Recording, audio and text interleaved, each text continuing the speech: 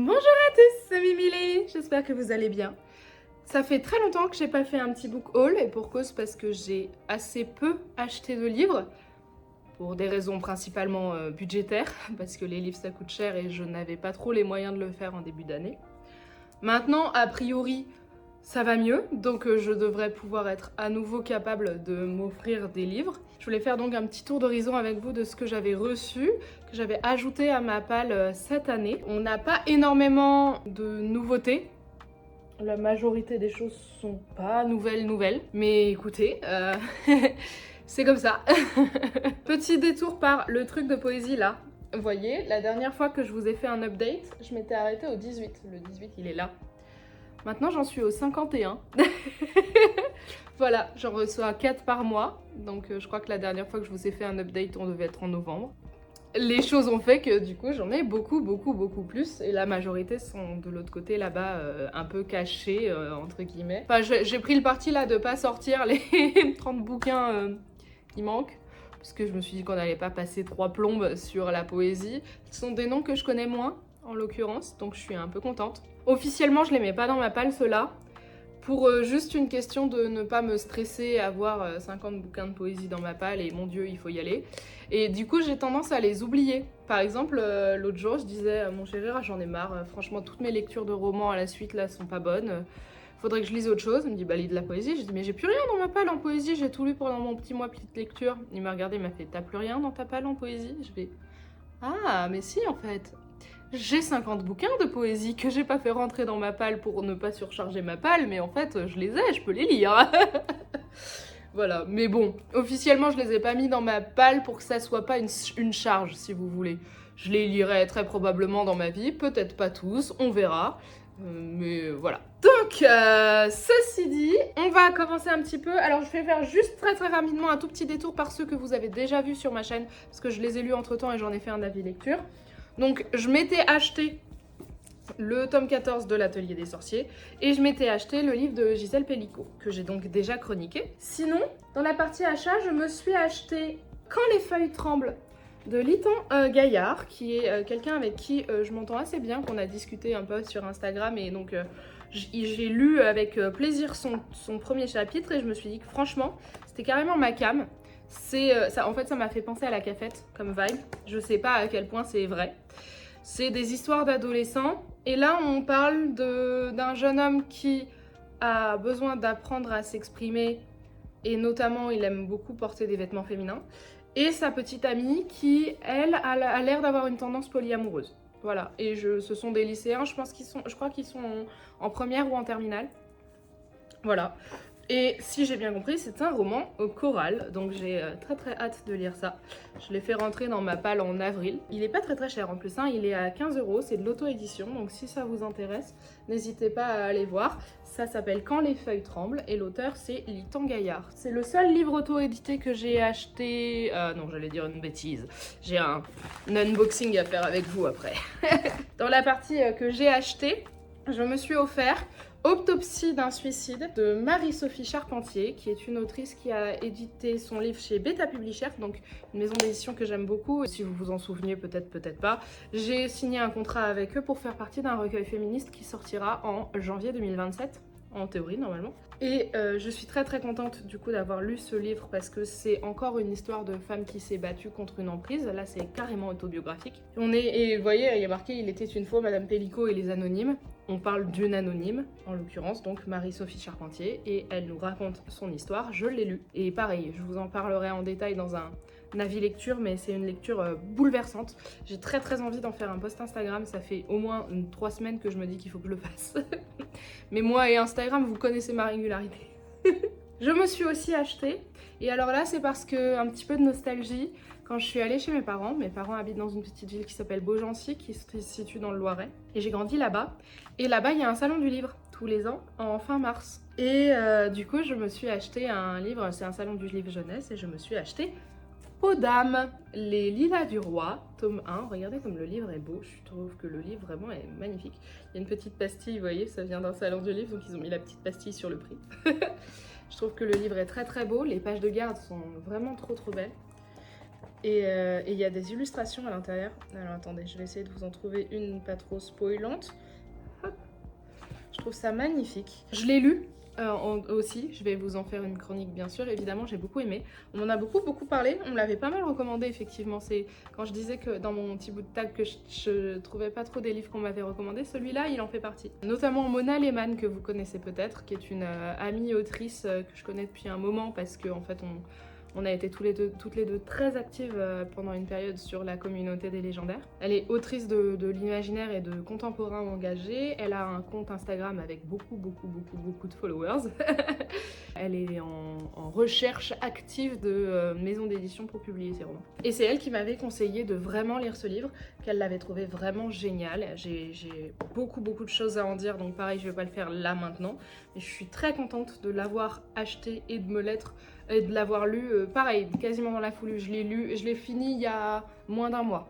Et je l'ai acheté, je vous dis, en fin mars. Donc on est le 6 juin. Voilà.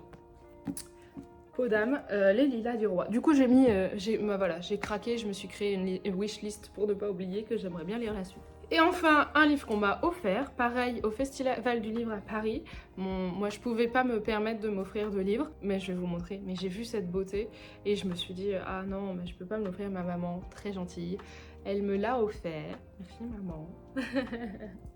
Et évidemment, quand vous allez le voir, vous allez dire, bah oui, tu pouvais pas passer à côté, c'est sûr. Je me suis donc fait offrir, en fait, le passe-miroir en BD. Oh là là, je suis si contente. Qu'est-ce que c'est beau, regardez comme c'est beau. J'ai très envie. Tiens, je vais peut-être faire ça aujourd'hui. J'ai très envie de me replonger dans cette histoire. J'avais adoré les romans, vraiment je les ai lus, mais c'était une claque, un coup de cœur absolu. Vraiment, vous savez, cette frénésie de lecture de je peux pas reposer mon livre, je peux pas m'arrêter. Je me souviens, je travaillais à Saint-Ouen à ce moment-là, j'étais dans le 93, et je me souviens que je pensais au livre quand j'étais devant mes élèves, et quand je rentrais chez moi, c'était la première chose que je faisais jusqu'à ce que j'aille dormir, et donc je dormais peu.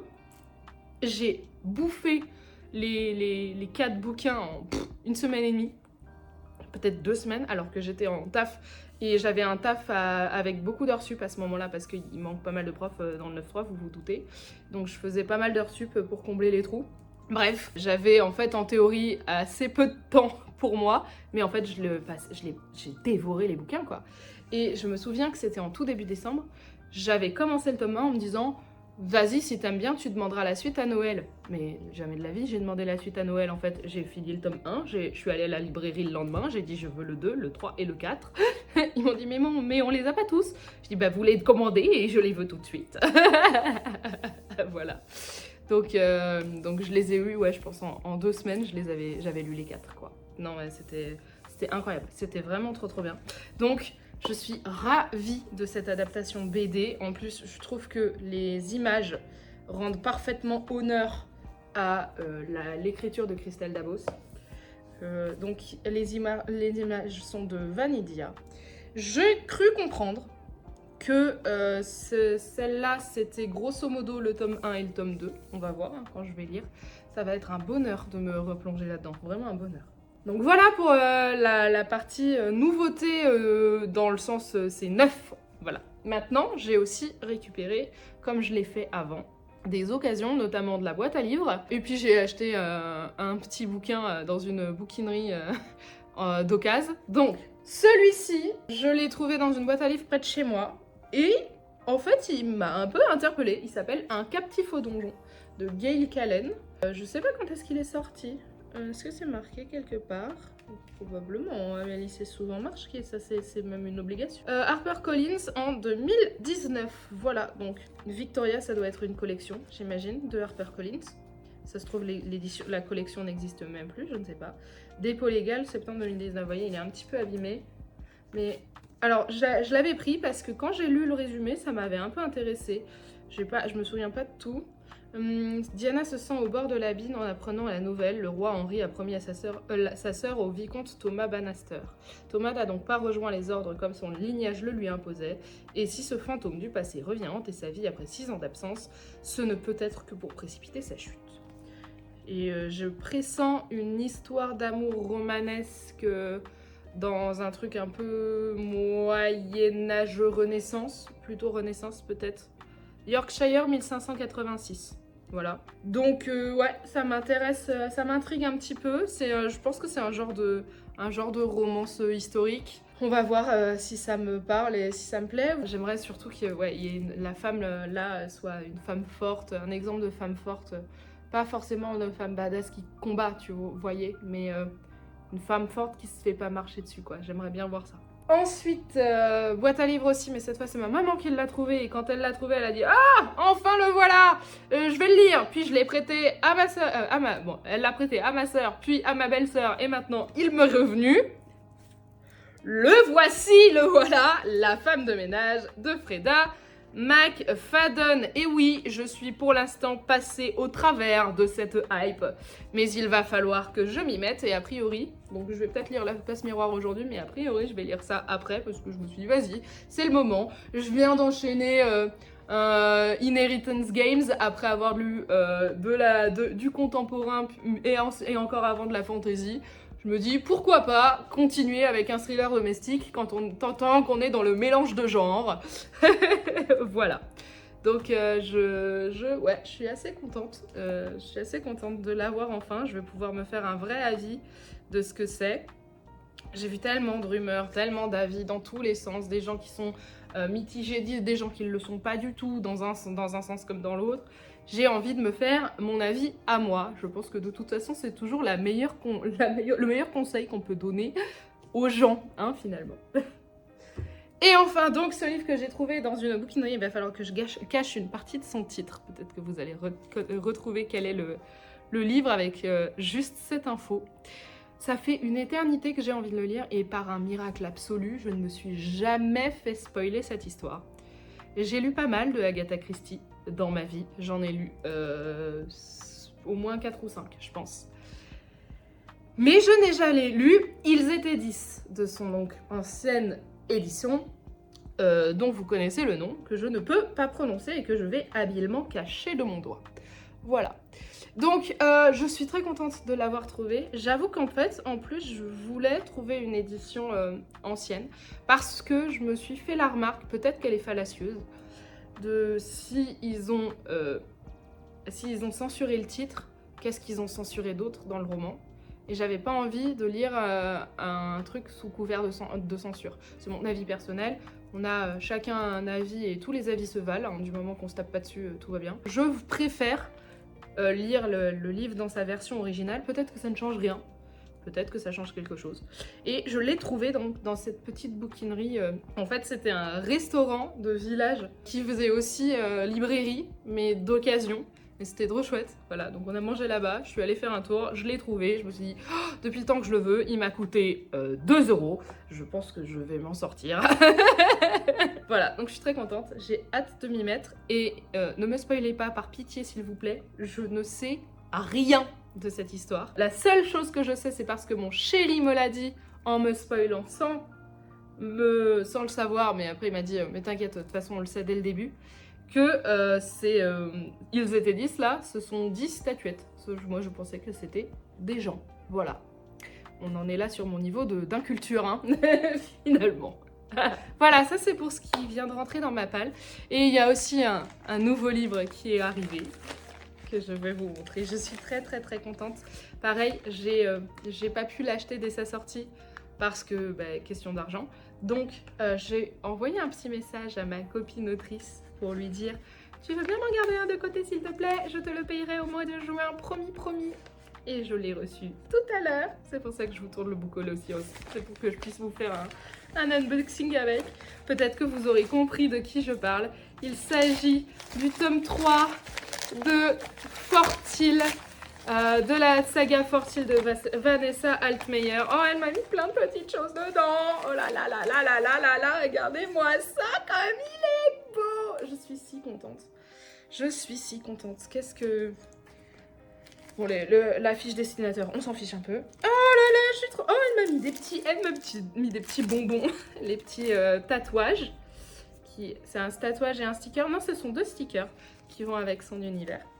Et El Magnifico Fortil Tome 3, qu'elle a donc réédité en auto-édition, qui était édité auparavant chez les éditions Alter Hill. J'ai toute la collecte de la version Alter Hill. Et donc, c'est probablement, si ce n'est... Non, c'est pas les seuls livres, j'allais dire, que j'ai en plusieurs formats dans ma bibliothèque. Il y a une exception, c'est Harry Potter, parce que j'ai le coffret folio avec les poches, et j'ai les Minalima, et j'ai le tome 1 en version pouf souffle. Voilà. Donc, sinon, à part ça, je n'ai aucun autre livre en plusieurs formats. Oh non, il a été abîmé par la poste. Je déteste les gens qui font pas attention. Regardez-moi ça. Parce que ça, c'est pas genre criminel. Voilà, bon, c'est pas très grave. Hop, regardez comme il est beau. Le jaspage est juste incroyable. C'est une folie. Oh putain, je suis dégoûtée quand même. Hein. Vraiment, mais faites gaffe, les postiers, c'est un truc de ouf, quoi. En plus, ça se voit, c'est une enveloppe à bulles. Le truc, il a été emballé et tout. Putain, mais faites attention, quoi. C'est une folie, ce truc-là. Faites attention, quoi. J'en ai marre. C'est quasiment systématique quand je reçois des colis de la part des copains qui m'envoient leurs bouquins. C'est quasiment systématique. Ils sont quasiment tous abîmés. Je vous remontre, hein, mais... D'ailleurs, je l'ai reçu récemment, j'aurais pu le mettre dans ce book haul. C'était un livre que j'avais BL. L'auteur m'a très gentiment envoyé la version reliée. Et regardez comment il est arrivé. Voilà, donc coup de gueule, là j'en ai marre. Franchement, j'en ai marre des gens qui font pas attention. Voilà, mais quand même, il est magnifique. Et puis de toute façon, comme je l'ai déjà lu et que je vais l'exposer jaspage devant, on verra pas trop le star. Mais bon, c'est quand même un peu deg. Je suis quand même un peu deg. Elle m'a mis une trop belle dédicace. Je vais lire ça tranquillement. Je vous reprends une demi-seconde parce que j'ai oublié de vous montrer un truc incroyable. Dans cette beauté, il y a des illustrations, il y a des en-têtes de chapitres. Regardez ça. C'est une dinguerie. L'intérieur est oufissime. Je suis tellement contente de l'avoir. Cœur Vanessa. Voilà mes chers amis, j'espère que ce book haul vous aura plu. Je vous souhaite à tous et à toutes une très belle vie, de très bonnes lectures, de très bonnes rencontres, qu'elles soient livresques ou non. Je vais vous souhaiter tout le bonheur du monde et que quelqu'un vous tende la main. Et je vous fais des bisous.